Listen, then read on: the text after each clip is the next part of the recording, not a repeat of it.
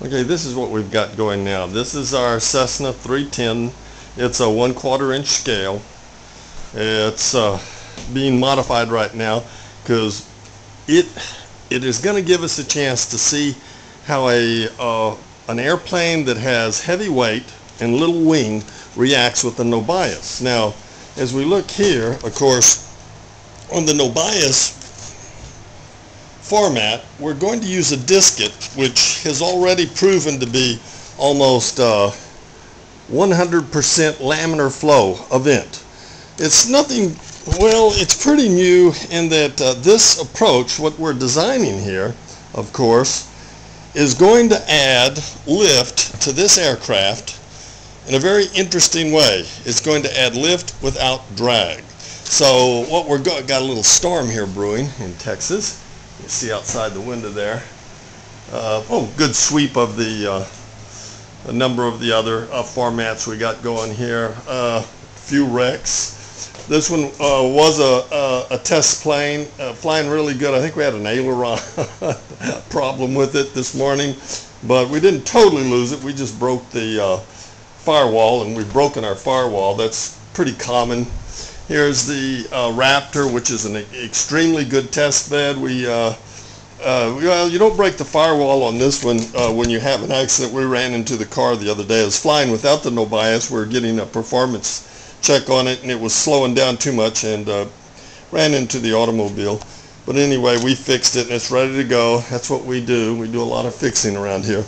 But what we're trying to do here, let me get a model of what we're trying to do. What we're doing, basically, what we're going to be doing, if we can see this, is we're taking a normal, say, aircraft with its wing, and we're adding what we call laminar flow diskettes, or what we also like to refer to as the Hamilton Nobias non-directional diskette. These diskettes, as we see here, are going to help add lift without adding drag. So we're still going to get the performance we need out of this Cessna. And now this Cessna here, it's a fiberglass model. It's only flown once in its 5 years of life. And the problem with it is it's heavy.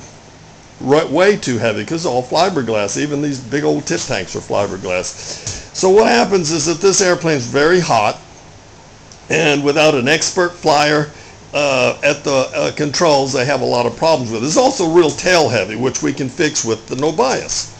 By positioning the Nobias to the rear of the wing, you'll have your lift a little more to the back, lifting the back structure. This works very good, but it does put your nose down.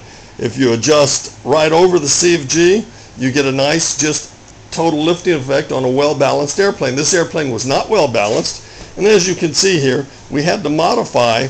We're not going to we're using 1.6s right now, which give us about 3.7 horsepower, about the same this aircraft was designed with. It was designed for that twin engine OS twin thing with to get about 3.8. Well, this is going to give us about 3.7 singles, so we had to bring them out a little bit more. The airplane was so tail heavy anyway that I thought that we'd go ahead and modify with the engines out, as we can see. We're getting them both out. We're doing some modification to this wing, and we're definitely going to get it to fly, and it will fly. And we're going to have some visuals and some video of that to prove that not only can you get a 50-pound airplane to fly well, but the performance will be high. We'll go ahead and monitor the speed so we can show that it's still performing just as good as any of these models will perform, but it will fly much like what we would call a good flying airplane, an airplane like a glider or something, that when it comes in, you're not going to come in hot. You can come in about any speed you want. The problem with the Nobias, though, when you're flying with a Nobias, you do have to be careful, because with the Nobias, with this Nobias structure, your speed can get so low that it's way behind what your rudder needs to control this aircraft with. Now, if you look at the Cessna, it has one heck of a tall tail on it, so that's going to help. Also, just like the real Cessna, it has a very large elevator. Now the Cessna I picked, and I think we're going to transition right on through to the real thing.